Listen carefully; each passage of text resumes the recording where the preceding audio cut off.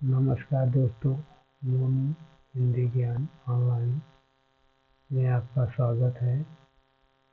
हम गोविंद पांडे, सरस्वती पांडे की बुक को रीडिंग कर रहे हैं, जो कि अपभ्रंश साहित्य तक हम देख चुके हैं।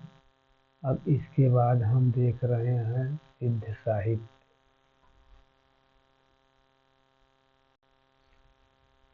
सिद्ध साहित्य देख रहे हैं।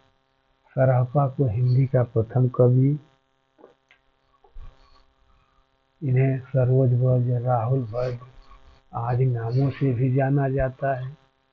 सिद्धों में सबसे पुराने सरहपाद हैं। सिद्धों ने बौद्ध धर्म में ब्रजयान तत्व का प्रचार प्रसार करने के लिए जो साहित्य जनभाषा में लिखा, वह हिंदी के सिद्ध साहित्य की सीमा में आता है। ब्रजयान का केंद्र श्री पर्वत पर रहा है।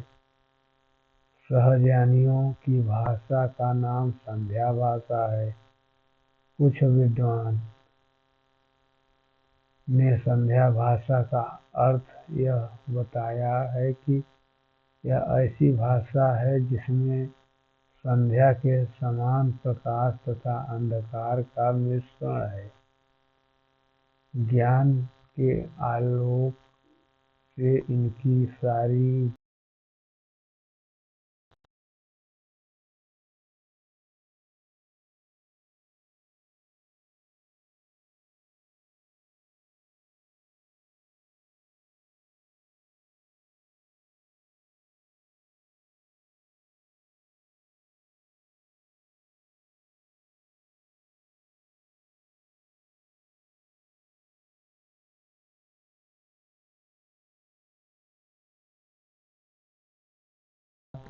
अभिप्राय युक्त वाणी बताया है।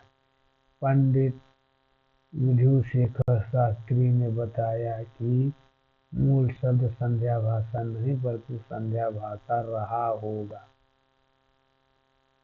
ज्योतिश्वर ठाकुर रचित वर्ण रत्नाकर नामक 14वीं शताब्दी की मैथिली ग्रंथ में 84 सिद्धों का नाम दिए हैं। सहजयानियों की संध्या भाषा का प्रभाव संत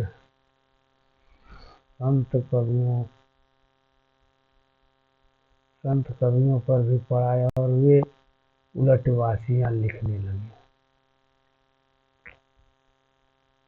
राहुल सांकृत्यायन ने सरहपाद का समय 669 में स्थिर किया है। विनय तोष भट्टाचार्य ने सरहपाद का समय 690 यानी 647। इनके लिखे 32 ग्रंथ बताए जाते हैं। दोहा कोश प्रसिद्ध है। महामहोपाध्याय हरप्रसाद शास्त्री द्वारा संपादित बौद्ध गान और दोहा में सरहपा और कृष्णाचार्य के दोहों का संग्रहित है। महामहोपाध्याय हरप्रसाद शास्त्री ने बौद्ध गान और दोहा में संग्रहित पुस्तकों की भाषा को प्राचीन बांग्ला कहा है। दोहा कोश का संपादन डॉक्टर प्रबोध चंद्र बागची ने किया है। दोहा कोश में तिलोप्पा, सरहप्पा, कणहप्पा के दोहे संग्रहित हैं। सरहप्पा के जीवन दृष्टि संक्षेप में इस प्रकार है। सहज समय, पाखंड एवं आडंबर विनाश, गुरु सेवा, सहज धर्म, महासुख प्राप्ति। बच्चन सिंह ने लिखा, आक्रोश की भाषा पहला प्रयोग सरहप्पा में दिखाई पड़ता है। सिद्धों की भाषा को संध्या भाषा का नाम मुनिदत्त तथा अजय वज्र ने दिया है। सरहप्पा के शिष्य तथा लुइप्पा के गुरु। शबरों की वेशभूषा में रहने के कारण इनका नाम सरहपाद पड़ा। इस जन्म में क्षत्रिय कुल के संत 780 में हुआ। सरहपा का 780 में हुआ। चर्यापद सवरपा का प्रसिद्ध पुस्तक है। चर्यापद सवरपा का चर्यापद एक प्रकार का गीत है जो सामान्यतः अनुष्ठानों के समय गाया जाता है। चर्यापद संध्या भाषा में दृष्टकूट में लिखी गई है, जिनके दोहरे अर्थ होते हैं। सिद्ध साहित्य में दोहा कोश की रचना परिनिष्ठित अपभ्रंश में हुई है तथा चर्यापदों की अवहट्ट में। सिद्धों का दोहा और चर्यापद संत साहित्य का क्रमशः सखी और शब्दी में किंचित रूपांतरित हो गया। लुयपा का जन्म राजा धर्मपाल के शासनकाल में सन 773 में कायस्थ परिवार में हुआ। लुयपा सवरपा के शिष्य थे। 84 सिद्धों में लुयपा का स्थान प्रथम है, सबसे ऊंचा माना जाता है। लुयपा साधना में इतने ऊंचे थे, उड़ीसा के दारिपा और उनके मंत्री डोंगिपा इनके शिष्य बन गए थे। डोंगिपा का जन्म मगध के क्षत्रिय वंश में 840 के आसपास हुआ। इनके द्वारा रचित 21 ग्रंथ बताए जाते हैं। डोंगिपा गीत का योगचर्या, आचार्य कोश आदि प्रसिद्ध है। कणहपा सिद्धों में सर्वश्रेष्ठ विद्वान तथा सबसे बड़े कवि थे। कणहपा की रचना 74 तो वहाँ भाई यहाँ नहीं लिखा है। कणहपा का जन्म कर्नाटक के ब्राह्मण परिवार 820 ईस्वी में हुआ। राहुल सातत्यायन के साथ कणहपा पंडित के कवित्व और बेजोड़ थे। कणहपा बिहार के सोमपुरी स्थान पर रहते थे तथा जालंधर को अपना गुरु बनाया। सिद्ध साहित्य खत्म हो गया। इसके आगे आएगा जैन साहित्य। हम देखेंगे जैन साहित्य। जैन साहित्य साधुओं ने अपने मत का प्रचार हिंदी कविता के माध्यम से पश्चिमी क्षेत्र में किया था। रास काव्य परंपरा की प्राचीनतम ज्ञात ग्रंथ रिपुदारण रास है। रास परंपरा का विस्तार रास डॉक्टर दशरथ ओझा ने इनका समय 950 बताया है। रिपुदारण रास संस्कृत भाषा में लिखा है तथा इसमें अभिनय, नृत्य और गान इन तीनों तत्वों का मिश्रण है। रिपुदारण अभिनय, नृत्य, गान इन तीनों तत्वों में। जिनदत्त सूरी द्वारा रचित उपदेश रसायन रास अपभ्रंश भाषा में सर्वश्रेष्ठ रास ग्रंथ। अपभ्रंश भाषा का दूसरा रास ग्रंथ काव्य अब्दुल रहमान द्वारा संदेश रास। हिंदी का प्रथम ऐतिहासिक रास ग्रंथ पंच पांडव चरित रास है। पंच पांडव चरित रास के लेखक शालिभद्र सूरी तिथि को माना जाता है। इसका रचनाकाल 1350 ईस्वी। मुनि जिन विजय, डॉक्टर दशरथ ओझा, डॉक्टर गणपत चंद्रगुप्त और शालिभद्र सूरी द्वारा रचित भारतीय बाहुबली रास को हिंदी जैन रास परंपरा का आदि काव्य माना जाता है। डॉक्टर गणपत चंद्रगुप्त ने शालिभद्र सूरी को हिंदी का प्रथम कवि माना है। भारतेश्वर बाहुबली रास की रचना 1184 ईस्वी में तथा इस ग्रंथ में भारतेश्वर तथा बाहुबली का चरित्र वर्णित है। यह ग्रंथ 205 छंदों में रचित है।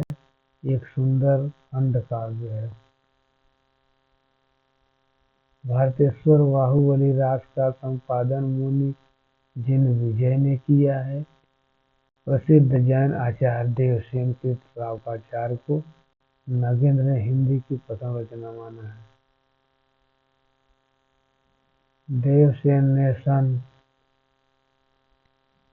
933 में श्रावकाचार्य की रचना की। श्रावकाचार्य में 250 दोहे में श्रावक धर्म से प्रतिपादन किया गया है। देवसेन के अन्य ग्रंथ नय चक्र, दर्शन सार, भाव संग्रह, आराधना सार और तत्व सार तथा सावय धम्म दोहा। देवसेन का नयन चक्र, दर्शन सार, भाव संग्रह, आराधना सार और तत्व सार और धम्म दोहा। इन ग्रंथों की रचना नयन चक्र बहुत प्रसिद्ध है। देवसेन ने नयन चक्र को लघुन चक्र का भी नाम दिया।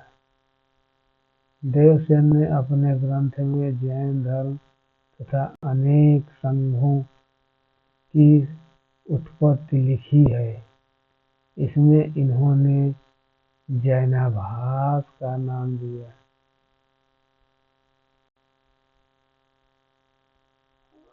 और बृहदनय चक्र की रचना देवसेन के शिष्य माइलधवन ने किया, जो देवसेन के नाम से प्रसिद्ध है। बृहदनय चक्र का वास्तविक नाम दव्यसाहपयास है। माइलधवन द्वारा रचित है। बृहदनय चक्र दव्यसाहपयास माइलधवन के द्वारा दव्यसाह प्रकाश है। पहले यह ग्रंथ दोहा बंद में था, किंतु बाद में किसी शुभंकर ने कहने पर प्राकृत में गाथा बंद कर दिया। द्रव्य स्वभाव प्रकाश दव्यसाहपयास पहले पुरानी हिंदी या अपभ्रंश भाषा में लिखा गया था। दव्यसाहपयास अब प्राकृत भाषा में मिलती है। पहले अपभ्रंश में लिखा गया, प्राकृत में। दव्यसाहपयास माइलधवन की रचना है। शालिभद्र सूरि के बुद्धिरास नामक ग्रंथ का संग्रह इनके शिष्य शिवी ने किया था। आगसु नामक कवि ने जालौर में लगभग 1200 ईस्वी पूर्व आसपास 35 छंदों का एक खंडकाव्य चंदनवाला रास का नाम है। 1200 ईस्वी चंदनवाला। आगसु ने जीवदया रास नामक एक अन्य ग्रंथ भी की रचना की। जिनधर्म सूरि ने 1209 में स्थूलभद्र रास की रचना की। स्थूलभद्र रास में रचयिता का नाम जीवधाम मिलता है, जो जीवधर्म का ही पर्याय समझा जाता है। विजय सेन सूरि ने रेवंतगिरी रास की रचना 1231 ईस्वी के आसपास किया। रेवंतगिरी रास में जैन तीर्थ रेवंतगिरी तथा तीर्थंकर नेमिनाथ की प्रतिमा का महत्व प्रतिपादन, ऐतिहासिक एवं पौराणिक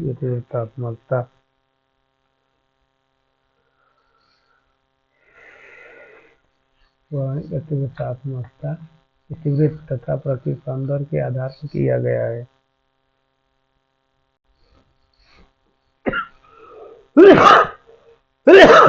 रेवंतगिरी रास 4 कड़कों का विभक्त है। रेवंतगिरी रास एक ही भांति कवि पल्हा द्वारा रचित अबू रास 1232 ईस्वी में जैनियों के प्रसिद्ध स्थान अबू मंदिर का वर्णन किया गया है।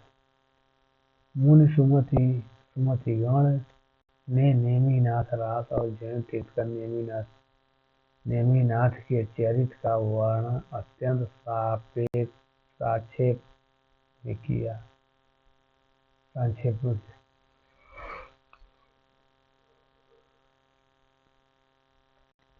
नेमिनाथ रास की रचना 1213 में हुई। 58 छंद हैं।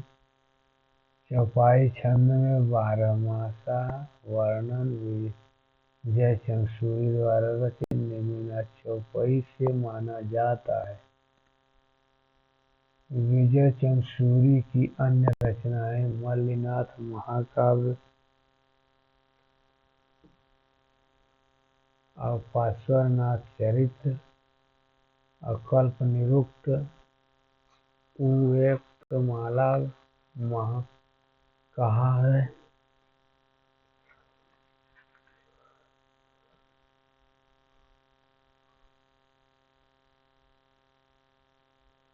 कहाँ है?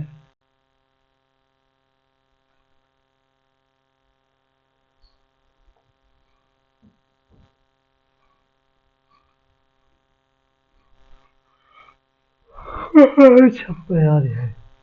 जैन राज परंपरा के अन्य कवि उनका प्रज्ञा तिलक कच्छुली राग 1306 में, देलहड़ गए कुमार पाल राग 1400, सारमूर्ति जिन पद्म सूरी या पट्टाभिषेक राग 1335, अभय देव सूरी जय तिभुंग चंद्र मुनि पुराण सार, कनक मुनि करकंड चरी, कवि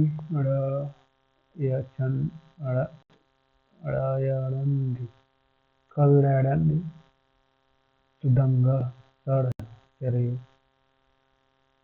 जिन वल्लभ सूरी व संघटक योगचंद्र मुनि प्रसिद्ध दोहाचार योगसार,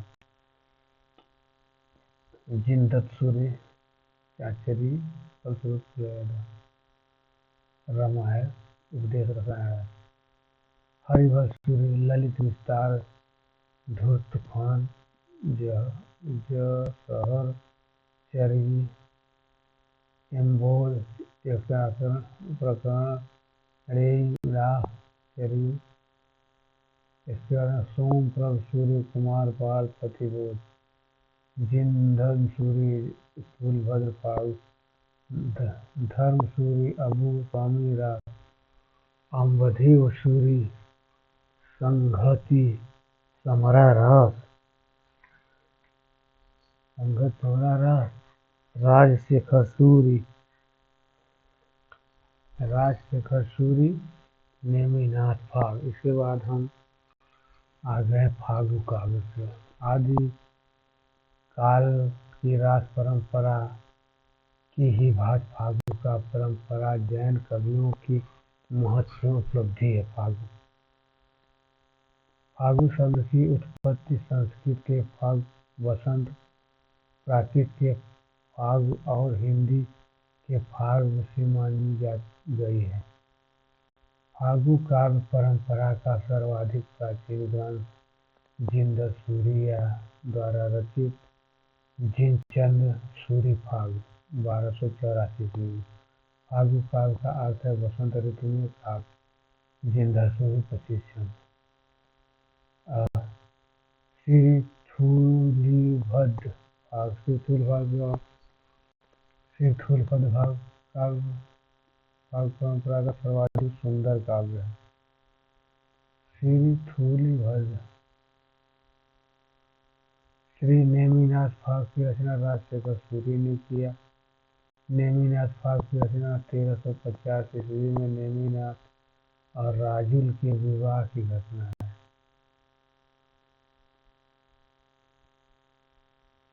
पूरा काव्य सिर्फ 27 छंदों के निबद्ध है। वसंत विलास फाग संज्ञक अनेक रचनाएं मिलती हैं, जिसे एक 14वीं शती की तथा दूसरी 16वीं शती की। तो डॉक्टर माता प्रसाद गुप्त ने परिश्रम पूर्वक वसंत विलास फाग का संपादन किया। इसका समय 13वीं शताब्दी था। वसंत विलास फाग 84 छंदों की रचित एक श्रृंगारिक काव्य, जिसमें वसंत और स्त्रियों पर उनके विलासपूर्ण प्रभाव का मनोहारी चित्रण है। इसके बाद आ जाता है हमारा नाथ साहिब। नाथ साहिब हम बाद में देखेंगे। धन्यवाद।